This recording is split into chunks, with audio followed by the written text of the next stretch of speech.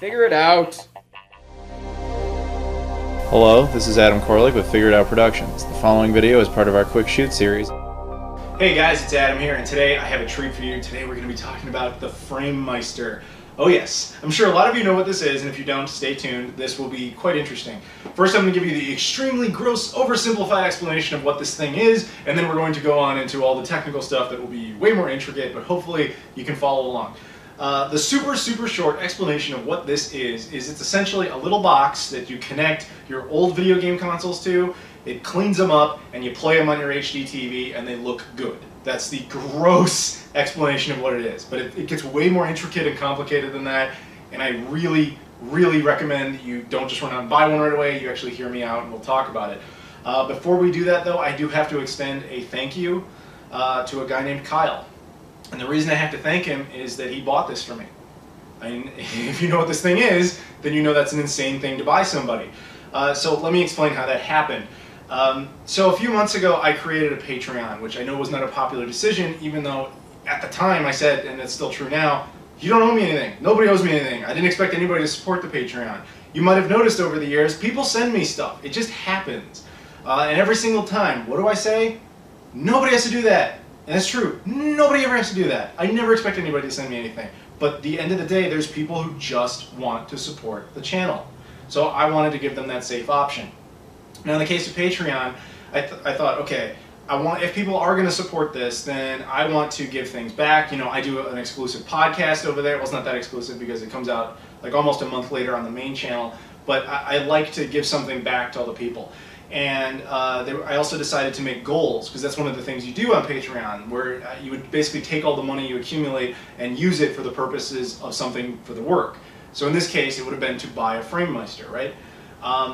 Before I ever even came close to hitting that goal, or even within sight of it, Kyle contacted me and said, I see that you're looking to get a Framemeister. I'm a big fan of the channel. I'm just going to buy you a Framemeister. And I was like, dude, no. Like, do you even know how much those are? Like, it's a Patreon goal for a reason. And he was like, I'm very sure that I'm going to do this. Sure enough, it shows up. Thank you to Kyle, and I hope you guys will thank him too, because this really only happened because of him. But now let's start talking more about the details of what the Framemeister does. And I did a video on this one specifically. This is the HD video converter, SCART to HDMI box. A perfectly acceptable device, however very much a budget device. Now this thing costs about 50 bucks. Now when I did the video on this, I kid you not, I got massive, not only complaints, but threats because I made a video on this thing instead of the Framemeister. Like, I'm a nerd, but there are some people on another level, man. So this thing is the Ferrari version. This thing is literally 8 times the price of this thing. 8 times more expensive. So go into this knowing if you want this thing, it will cost you. This is not cheap. But supposedly it is just on another level. Now the way that these type of things work is when you stick an old video game console into a box, say like this one, it goes, okay, I see the little image there, the TV's this big, okay, I stretched it out, now it'll fit and play on your television. Again, gross oversimplification, but basically that's what it does. Now in the case of the Framemeister, the reason this thing is different is what it does is it looks at that little part of the image and says, and these numbers are wrong, but just for the sake of simplistic math, you look at it, it looks and goes, okay, I see 100 pixels make up that square. Well, I could just go like that, but I guess, you know, what might be smarter is I'll take that first pixel and I'll just redraw it, but I'll redraw it bigger. And I'll take the second pixel and I'll redraw it, and I'll redraw it bigger until it gets through all 100, thus making the image. Do you understand what I'm saying? It essentially takes the image and cleans it up, like a lot. That's the whole point. Now, it is a real machine. This thing was not created by elves or anything. It's not magical. It can't make an old NES game look like perfect high definition. Understanding that, you have to understand the next part of this, which is the type of cables you have to use. This is where most people get lost, so I swear I'll do my best to keep this as simple as possible. Imagine the Super Nintendo. Now the Super Nintendo, inside of it has a video signal essentially called RGB. Let's just think of it that way, okay? That signal is what it does to draw the image that we see as a game. That's how it processes the video, is RGB. Now in North America, well, when you bought the console, it came with composite cables, right? You remember those?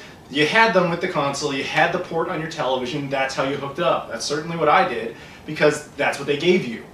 Now the problem with composite is it doesn't represent RGB correctly, because it can't. On a technical level, it's not capable of it.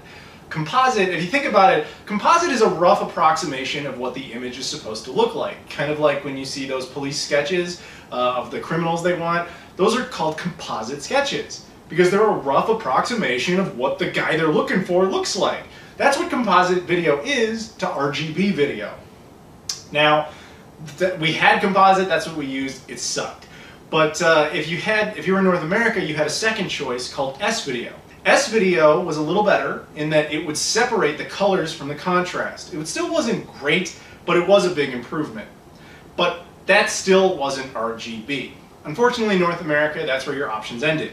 However, if you lived in Japan or if you lived in Europe, you had an option. And that option is called SCART. Now, I've talked about SCART a lot, but SCART was essentially a video cable. You know, the same basic thing. It was a cable you'd connect to a machine, you'd plug it into your television, and that's how you get the video. But SCART was designed to be all-purpose. SCART wasn't just RGB, it was also S-Video. It was also composite. It has 21 pins in it, and those 21 pins do different things. One pin is for green, one pin is for blue, one pin is for red, one pin is for contrast, one pin is for sound, one pin is for S-Video, etc. You get my point? It's just, it has a bunch of options in it. So when you would connect it to different devices, depending on what that device was capable of outputting, the cable would pass it through. Get it? Now, we had no North American equivalent of that. But, even though our televisions had no port for it, almost all the retro video game consoles still had RGB inside of it, like the Super Nintendo. But how to use it? Well, as it turns out, if you had those SCART cables for the Super Nintendo and connected them to your North American Super Nintendo, it would work. It would have the RGB come out, but you can't connect it to your TV. What do? Well, in my case, I got one of these, and that's when I did that original video. And it looked amazing. It looked really good. Certainly better than anything I'd ever seen the Super Nintendo look like. And here, of course, is the disclaimer where I have to say, yeah, I know emulators exist. That's not the point of this discussion. Seriously, if you're watching this, you're probably pretty hardcore about original hardware, which is why you would even consider the purchase of a $400 box as opposed to just playing emulators on a PC. I get it. That's not the point. The point is for people who want original hardware. So that's where we get into the Framemeister. Because the Framemeister, like I said, is this thing but on crack. You know, it does everything way better, supposedly. Obviously, I haven't taken it out of the box yet, but I have every intention of using it and giving you guys a full report. So now what I would like to do, now that I think you have a very basic understanding of what SCART is, what RGB is, etc., it's time to open this thing up. Now, you might have noticed from the box art that this thing is Japanese. Now that's interesting for a couple of reasons, because the version of SCART that they got was different than the version that we got, and, or not we, the Europeans. It was a version different than what they got, and, well, the thing has a Japanese BIOS in it. When you turn it on, it's in Japanese. Now it can be upgraded to English, and in a lot of cases, you can buy it with English pre-installed, as did Kyle. Now there's a forum called the Assembler Games. There's a guy in there named Yakumo who's in Japan. He actually buys these things and he puts English on it and then he resells them that way. And actually he resells them for less than you generally can find them for via retail if you're in the West. So he would actually be the dude I recommend checking out. He was the one who provided this one, or at least Kyle bought it from him, I should say. But yeah, anyway, point is, this is the unit in its nice bubble wrap here. And I have to admit, it's much lighter and smaller than I had expected, which is good. And it's got a lot of ports on it, so let's take a quick look at it here. Starting in the front, it does have composite input, and it has S-Video input. Now, I have to make this really clear to you, because people make this, I've seen this in the comments a lot, and I want to make this crystal clear. If you're going to the trouble of getting something like the Framemeister, or something like this, don't think you can just stick composite cables in this thing and magically that'll be just as good as RGB. It won't work. That's not how this shit works. The composite and S-Video ports on here are really just for the handful of consoles that don't support RGB, and of which there are some, and we'll talk about that in a bit. But yeah, so it's on there. For example, actually I'll give you two examples here. The original NES, unless you modify it of course, only has composite output. So that would be an example of something you would put in here. The 3DO, again, unless you modify it, the maximum it can output is S-video, so that would go in there. On the back, it has 2 HDMI input ports, which I actually did ask a couple people who have Framemeisters, and they told me they do nothing. They're just direct pass-throughs. They don't clean up the image. They don't remove HDCP coding or anything like that. They're just a convenience thing, so I don't know if I'm going to use it yet. I haven't really figured it out, obviously, for my setup. There's a port here, which I'll explain in a minute. There's also HDMI output, which is what you connect it to your television via, of course. I should have said at the beginning, this is to take everything and convert it to HDMI. Oops. And it requires a power supply, and it has a micro SD slot, which is for things like firmware upgrades and stuff, which frankly I'm not too concerned about because I don't have to do that. It has a bunch of switches on it for power, obviously input. It has menu options and confirmation and up and down buttons for the menu. Then there's this RGB input port. And now the RGB input port is the one we care about. But if you're looking at it and you know what SCART looks like, you'll go, that's not the same thing. What is that? That's called RGB-Mini. So let's take a look here. We got some Japanese instructions, obviously useless to me anyway. We have a stand, which you can use to hold it up. We have, what is this? Power supply, very important. And I assume there's more. Yeah, okay. We got a couple of things down here. We got the remote control, which is useful. Comes with a couple of shit, these are AAA batteries, aren't they? AAA sucks. And then there's this, the little RGB to SCART converter, which you would think, oh, awesome, I plug that in there and then I plug all my SCART devices in here, right? That's awesome. Unfortunately, this one is Japanese specifically. There is a difference between Japanese SCART and European SCART. And I've found, or at least I've heard, that the stuff we have in North America, as well as the PAL imports, will not work with this cable, which is really annoying. So I had to plan in advance for this. There is a website based in the UK that sells like Framemeister components, and I'll put a link to that in the description for convenience sake, of course. They sell other converter, little like cables, right? These are what's called 21-pin to XRGB-Mini RGB Euro SCART cables. Essentially, you plug this one in instead, and then you plug your SCART devices into this. The way you'll know you have the right one, other than the label telling you, is that it has a little USB port thing for power. Now, the Framemeister has a USB port on the back, so once you wire it all up, there's no extra power supply or anything like that. And then, presumably, anything that supports RGB SCART will function. I'm going to do all those tests and let you guys know the results. Cool thing when you buy this, though, is they throw in a free English translation cover for the remote control. So you put that on there as a sticker and everything's in English, which will be way more convenient. Now, I think the last thing I want to show you before I start testing this is this port here. This is called D-terminal. Now, if you're not familiar with that, don't feel bad. That's a Japanese format. We didn't have that in North America. They didn't have that in Europe. So why would you even care? Well, there is a reason for that. I happen to have a D-terminal cable right here. Now, I want to thank Mike and Julian, they're Canadians, who hooked me up with this back in like January 2016. They just randomly gave me a D-terminal cable. Now, the cool thing about it is you would connect it to that spot, and any console that supports component cables, you remember those? That's the red, white, red, green, and blue ones, separate ones like that. Anything that uses that, you plug in there, and then the Framemeister can use it.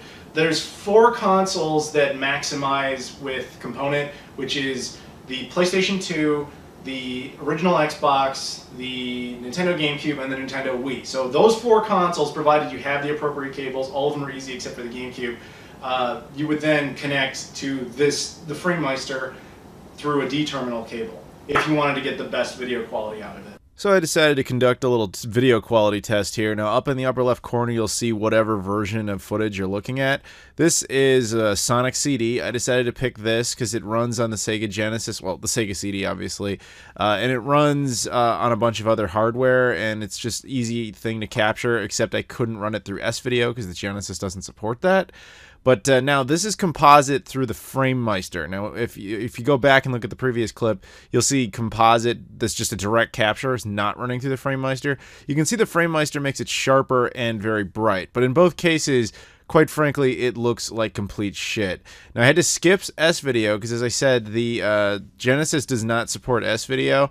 so it just wasn't possible to do the test. It's also kind of pointless because there's really no reason to test S-Video specifically, but trust me, S-Video looks okay. I will show you a little bit of footage of that later, but for comparison purposes, this is that cheaper, older RGB box that I showed you guys that I did a video on, and as you can see, it was a big jump. It did look a hell of a lot better than composite. Look what the Framemeister does.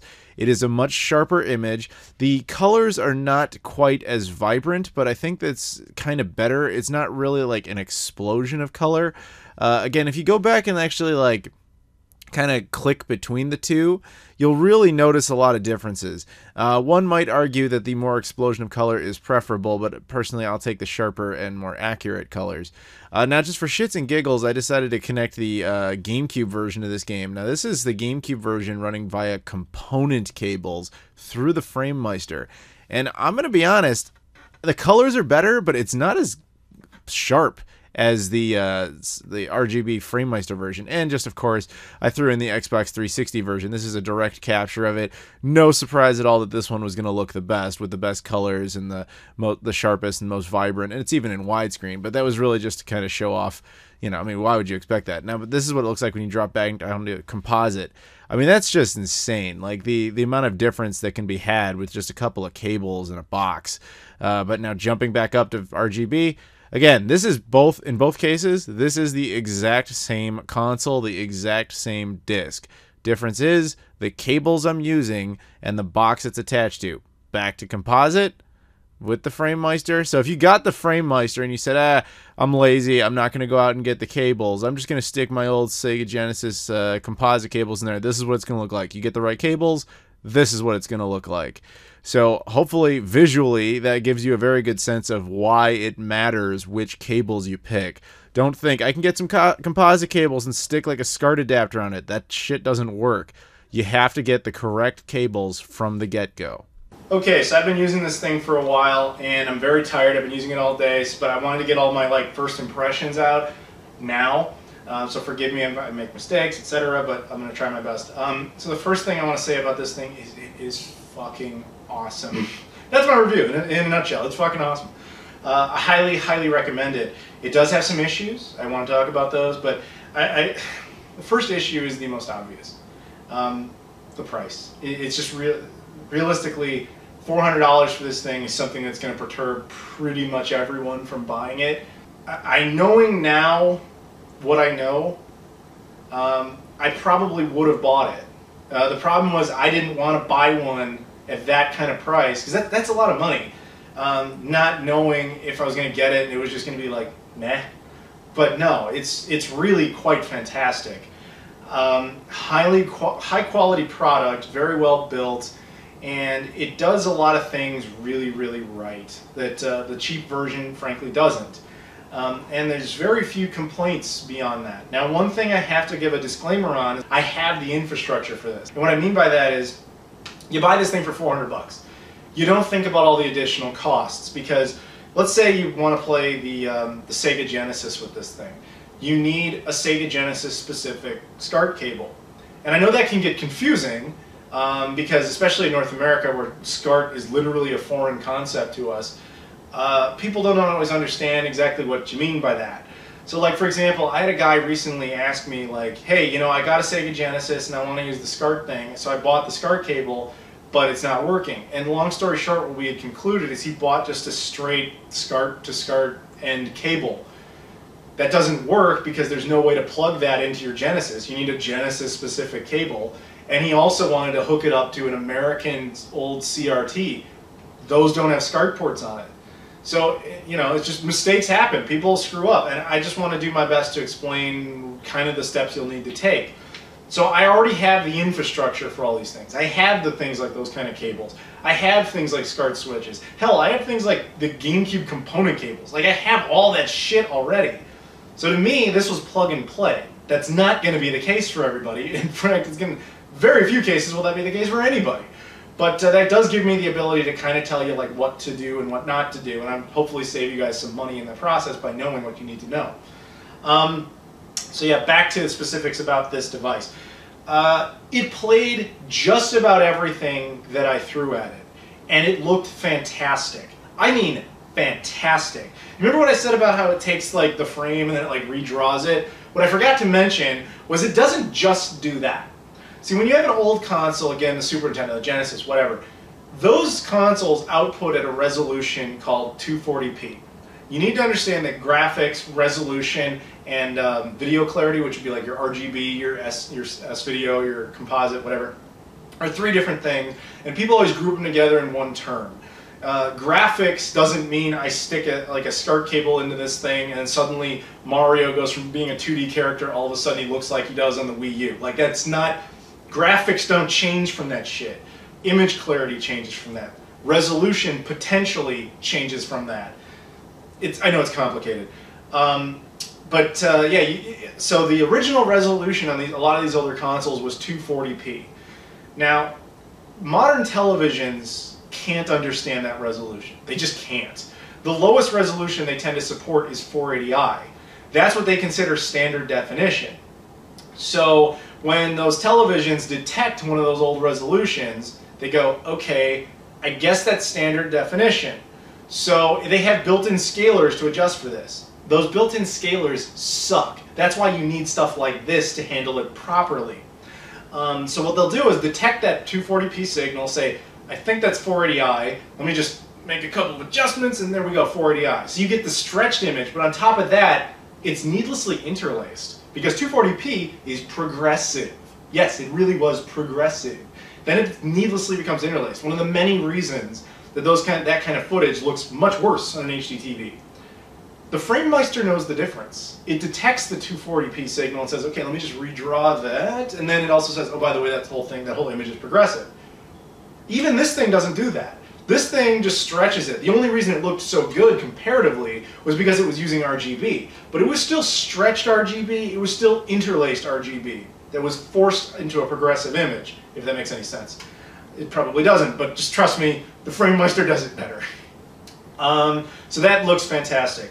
Now, another thing that needs to be noted is this thing is definitely aimed more at Sega fans, such as myself, because Sega stuff was built for this. I know, fanboy, oh my god, he likes Sega, that's why he's saying it, he couldn't possibly have a valid reason for this. I'm going to leave the video. Hang on! I actually can explain this. It has nothing to do with fanboyism. I'm 29, I don't give a shit about fanboyism. No, the real explanation is that Sega hardware always had RGB in it, and they always had it in there as kind of a priority. So the Master System, all the way back in the mid-80s, had RGB. You could stick an RGB SCART cable into the Master System, plug it into this thing, it'll look unreal on your television. The Sega Genesis, the 32X, technically the Sega CD, by beating through the Genesis or 32X had it. The Sega Saturn had it. The Dreamcast has it. The Dreamcast doesn't really need it because it has VGA, which is better, but there are a bunch of Dreamcast games that are not VGA compatible. So what I'm always telling people is for those games, you would want to use RGB SCART.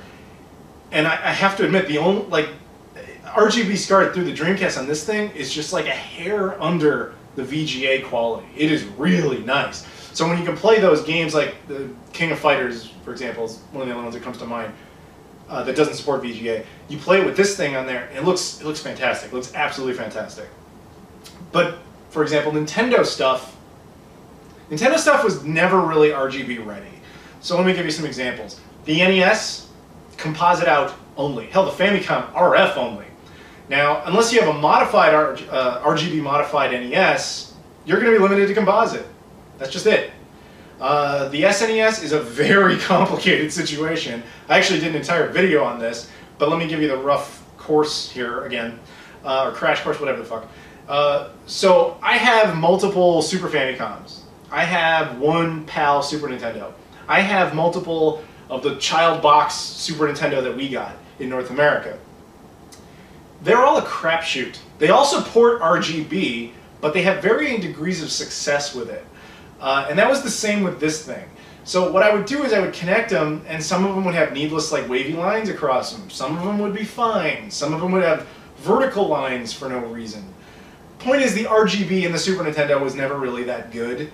There are some models, I did have a couple, that just basically looked fine. There was nothing really wrong with it. So my solution for the RGB on the SNES was to get a modified Super Nintendo Junior. Now keep in mind, the Super Nintendo Junior does not support RGB at all. So that to be able to have it, you have to have one modified. Again, did a video on it, please check that out. That's actually what I recommend. If you want a Super Nintendo for this thing, like if you care enough about the Super Nintendo that you would actually invest all of this effort, don't half-ass it on the actual console. Get the modified Super Nintendo Junior. It looks amazing. That's absolutely the correct way to do it. But that's on you. Again, it's one of those things. It's like, this shit is expensive. So the N64, okay? N64, Nintendo stripped RGB out of it completely. Only recently have people actually figured out how to put RGB back into it over the past few years. And I had varying degrees of success with that because I have some N64s modified by different people. Actually, I'm going to do a whole video on that, but point is, it looks okay, and yeah, it had certain compatibility issues that it had with both of these devices, but that's also because it's modded, so it's like, why is that the case? I don't know. Moving on, GameCube. This one I did a whole video on, but the long and the short of it is, North American GameCubes don't support RGB SCART. PAL GameCubes do, but they don't have component cables. We had component cables, but component cables are extremely rare. So the proper solution for the GameCube is, there's a lot of options. Again, that's why I did the whole video on it. Do you get my point though? Nintendo really wasn't very friendly with the whole RGB thing. Then if you look at Xbox stuff, doesn't even matter. The first Xbox uses component cables right out of the box. It already has gone past the point where SCART matters. So don't worry about it. Xbox 360 and Xbox One, they don't need that shit. The PlayStation stuff, PS2 uses component. Don't need SCART. PS3 and PS4, HDMI. PS1, the only one you might potentially care about, is another one where it's like, what the fuck were you thinking? I have multiple PS1s, both the slim model and the original model. And I have multiple RGB SCART cables for the PS1. Some cables work with some consoles, some cables work with other consoles. Why? I don't know. It's a mix and match game, and I don't know why that is. So it's just an annoying thing where if you're like, oh, I care about the PS1, you might end up with one where you buy a cable and the cable doesn't work. So you have to keep buying cables until you find one that happens to work with your particular PS1. I don't know why that is. It's also kind of a waste when PS1 games work on PS3s and they run via HDMI and actually look better than they would through this thing anyway. So that's pointless. So then all you can do is really get into the more obscure consoles. And I can give you some results on that stuff because I was able to test a lot of it. Atari Jaguar looks fantastic. Philips CDI actually looks pretty good. Amstrad GX4000, as it turns out, doesn't use RGB, but its SCART port outputs composite pass-through. So it doesn't look that good, but it did work. I actually ran a VCR through this thing. I don't obviously give a shit about VHS anymore. A friend of mine wanted me to basically rip a VHS and make a digital copy of something. And so I thought, okay, let me run it through this and see what happens. It ended up looking better. It's still shit because it's VHS through composite, but it's definitely cleaner than it otherwise would have looked. The only console I could not get to work with this thing, at least not the way I wanted it to, was the Commodore Amiga CD32. Did a video on that particular console, check it out if you like. So in my case, mine was modified for RGB. In fact, it has a SCART cable that's hardwired to the console. And that's how we got RGB out of it. Now I plug it into the cheapo box, it works fine. It looks pretty good. But the Framemeister wouldn't work with it. It would just switch to a black screen and do nothing. I'm yet to figure out why that is. It obviously has something to do with the modification itself, but if this box picked it up, I don't know, I shrug, I don't know. But yeah, but then the Commodore Amiga CD32 also supports S-Video. So I thought, okay, let me plug that into the S-Video port on this thing and see what happens. That worked. It worked just fine.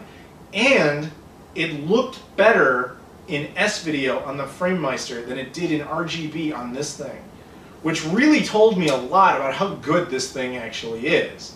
So that was pretty cool. So yeah, what else can I tell you? SCART switches. Okay, this is another one of these things, if you're going to get the Framemeister, you have to invest in. And it sucks if you're in North America because they really only make SCART switches in Europe, so you have to import it from there. But a SCART switch is basically a little box where you would plug in multiple SCART connections, okay? And then it has one SCART output, and then you would plug that into this cable, which is then plugged into this box. Now, why would you do that? Yes, it's convenient to be able to just press these little switches and stuff, but if you're thinking, no, I'm not going to do that, I'll just unplug and replug, it's fine, I don't mind doing that. Wrong. SCART, as great of a format as it is not very well built. The pins on there bend and break extremely easily. Sometimes pins can get stuck inside the other end of the thing. Not a good idea to disconnect and reconnect. It does break with relative ease, relatively quickly. So having a SCART switch is ideal because then you're never touching the connection. In fact, that's actually why I bought 2 of these things. My plan, currently I only have 1 SCART switch. My plan is to get a second SCART switch so that I can alleviate that issue. That's another reason that the Super Nintendo is problematic, though, is that I found that they do not work with the SCART switch. They just straight up won't work with it, except for my RGB modded SNES Junior. That one doesn't care. That one works fine. The rest won't work with it. So what else to tell you? Component stuff looks really good. I have all my component stuff running through a component switch box, again for convenience. In that case it's for convenience because those cables don't really die as easily, but at the same time, again, not a good idea to go connecting and disconnecting cables a lot. So in that case, yeah, I did that as well. And I know what people are going to bring up, lag! I never had that issue, playing a ton of different things. Shit just looked fantastic and it just worked. You don't have to believe me if you don't want to, it's up to you. I am telling you, having used it, it's sitting right in front of me, I didn't have any lag issues. It's just how it is. And I don't dispute the possibility there might be some game out there where a little bit of lag would be introduced, but in everything I tried, I didn't have that problem. Here's one really kind of annoying and strange negative that I couldn't find an answer for. The Framemeister is oddly particular about what kind of HDMI cables it will use. And that took me a while to figure out, because when I first connected it, I couldn't get it to do anything. I thought my unit was dead. Like it would power up, but nothing would happen on the television. And after a lot of tinkering around, what I realized is it just didn't like the particular HDMI cable I was using. It liked other ones, and then some cables it didn't like. I don't know why. So if you get one and you can't get it to work right away, that's possibly the reason. This thing has a lot of features built into it that are really nice. In the options menu, you can do things that are extreme, like change color tint, contrast, you know, image resolution, all that kind of stuff, which is really cool. There's actually a channel called My Life in Gaming. They're buddies of mine who have talked a lot more about the Framemeister, and they have specific settings for various consoles. Highly recommend checking that out. Like, they'll tell you exactly like the colors you need and the contrast settings you need to make the GameCube look the best, or you know, whatever. So definitely check that out. I'm not going to that extreme, but it did have other internal settings I actually really found valuable. The most valuable one being the option to adjust the aspect ratio.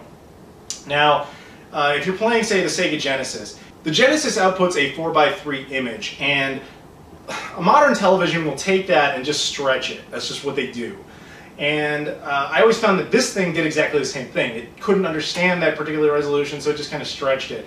Now, it was never that big of a deal, because my particular television has an option right on the remote that allows me to switch it back to a 4:3 image so that it looked natural while I was playing it. However, if you like to capture footage, as I often have to, it would also capture in the wrong dimensions. So in post-production, you'd have to change the aspect ratio. That's annoying, but you may not care that much if you don't capture footage. The other thing about it, though, was that like one time I wanted to play the Genesis. Actually, no kidding, I brought the Genesis over to a buddy's house, and I brought this box. And then we hooked it up, realized his television didn't have the option to adjust the resolution, or sorry, the aspect ratio. And so we just had to play it like kind of shitty. And it was annoying. But yeah, if you do care about capturing footage, this thing is pretty nice because it has options to basically artificially adjust resolution. A lot of devices like Hauppauge devices, Elgato devices, etc.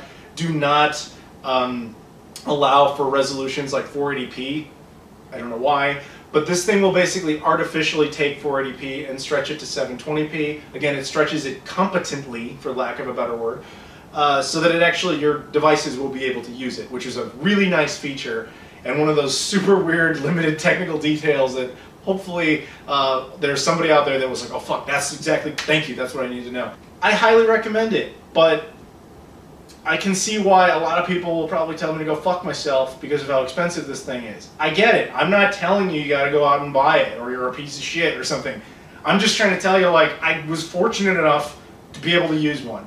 And having done it, I can tell you it's really good. But if you're on a budget, this is probably the better bet. This thing's only 50 bucks, sometimes even cheaper.